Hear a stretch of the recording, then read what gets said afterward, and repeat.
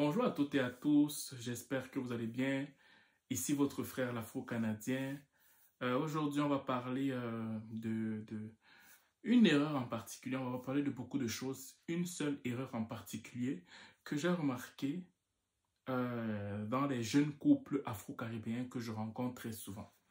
Dans la mesure où je ne les parle pas forcément, mais quand je regarde leur façon de vivre, la façon dont ils prennent les décisions, je me rends compte que ça rencontre beaucoup de jeunes afro-caribéens en fait.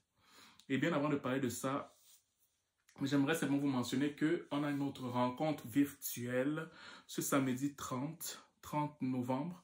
Donc, ça t'intéresse de participer, enregistre-toi sur le lien qui est en bas sur YouTube, sur le lien qui est en haut sur Facebook. Et si tu m'écoutes sur TikTok, ça me ferait plaisir de te voir en commentaire, écrire que tu aimerais participer. Puis ça, je vais t'envoyer le lien en aparté en fait, ok? Voilà. Vous savez, le mariage, c'est une très bonne chose. Hein?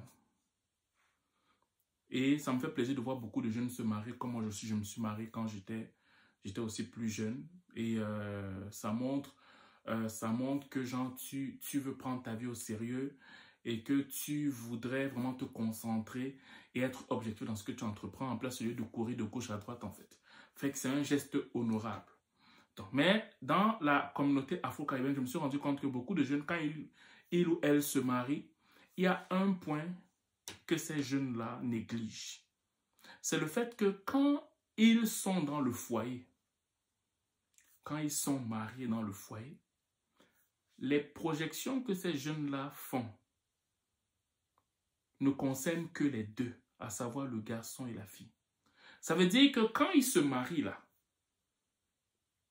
tout ce qu'ils vont entreprendre, tout ce qu'ils vont penser, ça va tourner autour d'eux et non autour de ce qu'ils vont avoir comme future famille, en incluant les enfants, en incluant les charges qui vont avec les enfants. Je prends un exemple. Admettons qu'un jeune il vient de se marier avec sa petite là et qu'au final, ils se disent que bon, on est marié maintenant, on va avoir des enfants. Fait qu'on pense avoir des enfants, mais quand on va à la banque, on nous dit que vraiment, on peut prendre une maison qui peut aller jusqu'à 600 000 $. Le jeune va dire que ben, moi, je vais prendre une maison de 550 000 $ par exemple. Il va chez un concessionnaire. Ils sont beaux, ils sont très jeunes. Il faut qu'ils montrent qu'ils sont frais. Ils sont des jeunes professionnels, ils gagnent bien leur vie. Fait qu'ils vont prendre une Mercedes, par exemple, je sais pas moi, peut-être de 90 000 $ chacun, ou bien une Mercedes pour les deux. Ils vont commencer à prendre des engagements en omettant que l'enfant, quand l'enfant arrive, l'enfant est une charge. Donc, ce qui n'était pas une charge pour vous maintenant deviendra une charge pour vous demain, incluant les enfants. Je vais recommencer. Quand tu es jeune maintenant et que tu ne te projettes pas dans les choix que tu fais maintenant, en fonction de que tu vas avoir peut-être 2 enfants demain, 3 enfants demain. Par conséquent, ce que tu fais maintenant, tu prends des décisions maintenant sans pour autant prendre au sérieux ton futur avec tes futurs enfants et les charges qui vont avec. Certes, tu pourrais t'offrir une maison plus chère. Certes, tu peux t'offrir des belles voitures. Mais le problème, c'est que quand les enfants vont être là, ce qui était beau à tes yeux, ce qui était confortable à tes yeux, va devenir un fardeau. Pourquoi? Ça devient un fardeau. Et c'est pour cette raison que je dis que beaucoup de jeunes n'ont pas souvent cette rigueur ou le fait de patienter, de prendre des belles choses plus tard parce qu'ils veulent la chose maintenant. Ils veulent prendre les belles choses là tout de suite, maintenant. Mais maintenant, quand ils ont les choses là maintenant et que les enfants viennent, bizarrement, ce qui était une belle chose, ça devient un fardeau pour eux.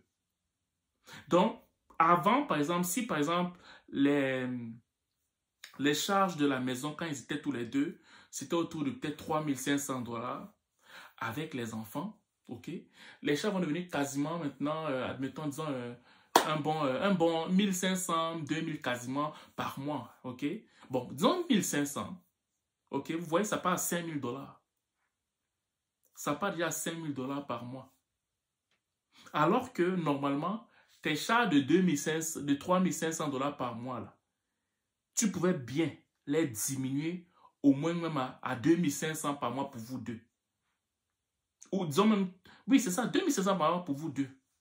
Parce que tu sais que bon, où on est là, prenons des décisions maintenant parce qu'on sait que plus tard on aura des enfants. Et il ne faudrait pas que quand nos enfants vont être là, les charges qu'on a prises maintenant, qui certes on peut vraiment les payer, deviennent des fardeaux demain. Les gens ils ne réfléchissent pas comme ça. Parce que quand tu penses comme ça, tu ne vas pas forcément prendre la voiture de luxe, tu vas prendre une voiture peut-être japonaise. Tu vois, si on te dit par exemple que tu peux prendre une maison de 6 000 $, qu'est-ce que je raconte, de 600 000 $, ben, tu vas aller chercher peut-être une maison de 350 000, 400 000. Tu vois, là ça fait en sorte que quand il y a des enfants, quand ils viennent, mais je veux dire, tu vas simplement augmenter un peu le barème. Le barème, tu vas monter juste un peu, ok? Ça ne sera pas, ça ne va pas te mettre une pression, un stress financier, non. Pourquoi? Parce que tu avais déjà anticipé ce moment-là. Donc, jeunes frères, jeunes sœurs, optez pour l'anticipation.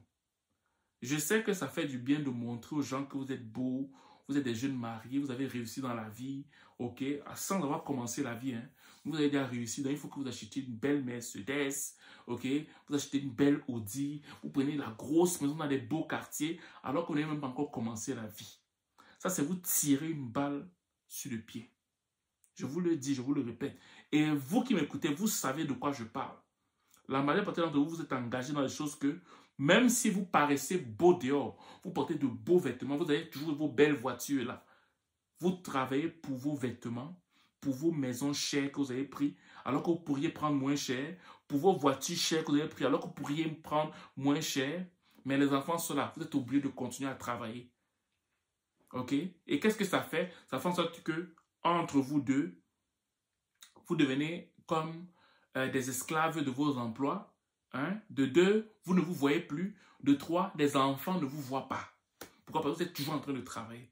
Pourquoi? Parce que vous avez pris des charges qui vous dépassaient, tout simplement parce que vous ne vous êtes pas projeté dans les charges que vous prenez quand vous veniez de vous marier, en anticipant que vous pourriez avoir potentiellement des enfants demain, et par conséquent, les choix devraient considérer les enfants. C'est ça. Donc, j'espère que cette vidéo va sensibiliser ceux qui veulent entrer dans le mariage, et ceux qui sont déjà dedans, je vous dis, moi, supportez. Il n'y a pas de supporter jusqu'à ce que vous payiez les charges de base. Mais sinon, ça va vous servir de leçon. Et vous allez sortir de la mûrie, vous allez aussi conseiller d'autres jeunes. Mais ceux qui ne sont pas encore entrés dedans, bon, si vous voulez, vous m'écoutez. Si vous ne voulez pas, ne m'écoutez pas, ce n'est pas grave. Moi, personnellement, quand je me mariais et que je faisais certains choix, que ce soit pour la maison, que ce soit pour les voitures, que ce soit pour n'importe quoi, je faisais toujours les choix en me disant que j'ai 2 enfants, minimum. Dans tout ce que je prenais, même si je pouvais me payer au-delà, je me disais que bon, je suis en train de prendre une voiture, mais j'ai 2 enfants alors que je n'ai même pas encore un enfant. Donc ça faisait en sorte que tout ce que je faisais était mesuré. De telle sorte que le jour où les 2 enfants vont être là, j'ai pris des décisions déjà en conséquence. Est-ce que vous comprenez? Mais vous ne réfléchissez pas comme ça. Tu viens, ah non, bon, j'avais une voiture de rêve là, une Audi, avec un vert jaune canne à sucre. Il faut que ce soit un genre là, un vert, oh non. Non, tu es en train de te tirer, tu es en train de te tirer une balle sur le pied, tu vas souffrir après.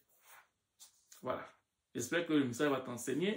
Sur ce, je te souhaite de passer une excellente journée, une excellente soirée, dépendamment du lieu où tu m'écoutes. Ciao.